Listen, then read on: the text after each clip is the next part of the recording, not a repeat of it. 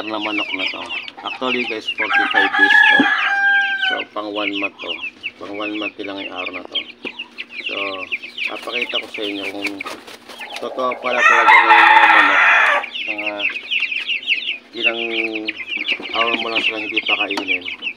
Para na silang mga mga gutom na gutom talaga. So nag-experiment ako kung talaga ba yung 45 days na manok talagang 45 days malalaki na kasi sila. Pero guys, tingnan nyo ito guys, pang 1 month nila ngayon. Hindi ko lang alam kung sa 1 month ganito ba talagang dapat maging laki nila. So eksaktong 1 month nila ngayon. So titinan ko kung talagang aabot sa 45 days malalaki na sila. Pwede talaga silang katayin. Tingnan natin guys kung gaano sila kalakas kumain. Galing ko lang.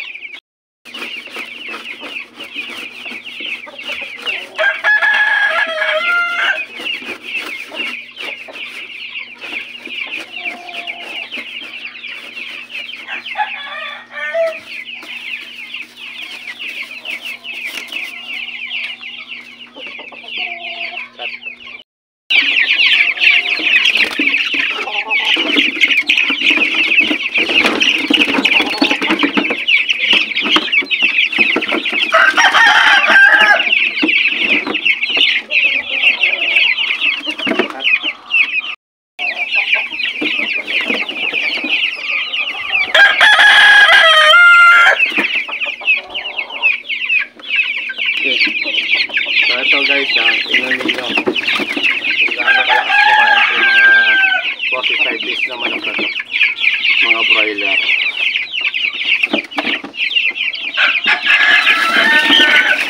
Yan, parang gutom na gutom mo guys.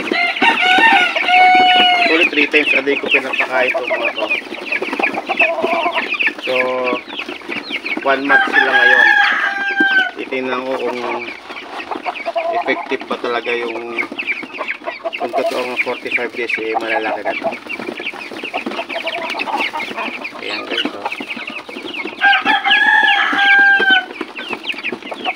na-experiment ko to guys itong mga 23 pieces itong mga to. So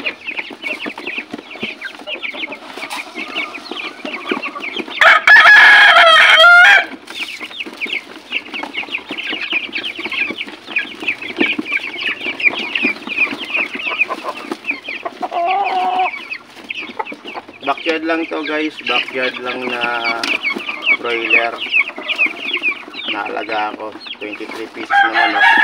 Titingnan ko kung gano'n sila kalaki after 45 days.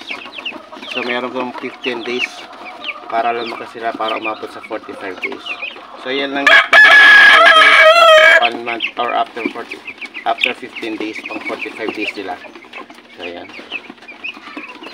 Thank you guys.